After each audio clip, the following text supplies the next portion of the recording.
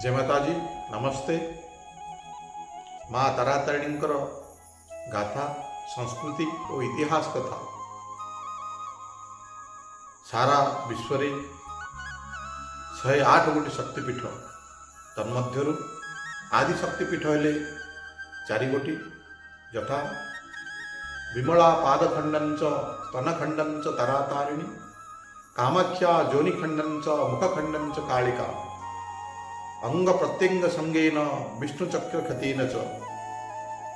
जगन्नाथ धाम रे जो विमला देवी अछंती सेठी सती देवींकर पाद पड़ी अछि।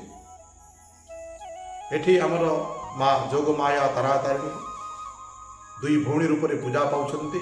हेले पार्ट ऑफ बॉडी बा स्तन जुगल। कामाख्या रे आसाम रे जो अछंती कामाख्या देवी से हला जोनीपीठ।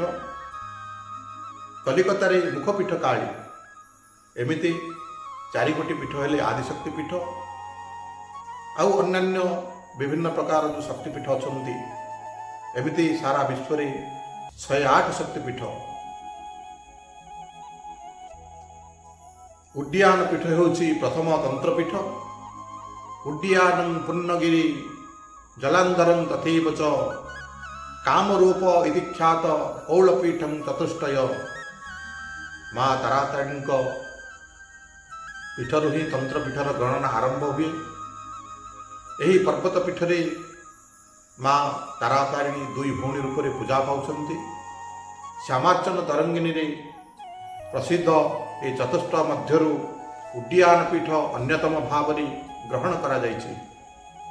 गंजामर सीमांत अंचल जदि उद्यान हुए जदि उड्डीयान क्षेत्र हुए ताहेले पूर्णगिरि पर्वत रे विजय करिथिबा माँ तारातारिणी जलंधर राजांकर आराध्या देवी एइथिरे थिले मात्र संदेह नाही। ब्रह्मांड पुराण रे लेखा अछि कात्यायनी उड्डीयानं कामाख्या कामरूपिणी पुण्येश्वरी पूर्णगिरौ चंडी जलांधरो गिरौ। जय माताजी नमस्ते।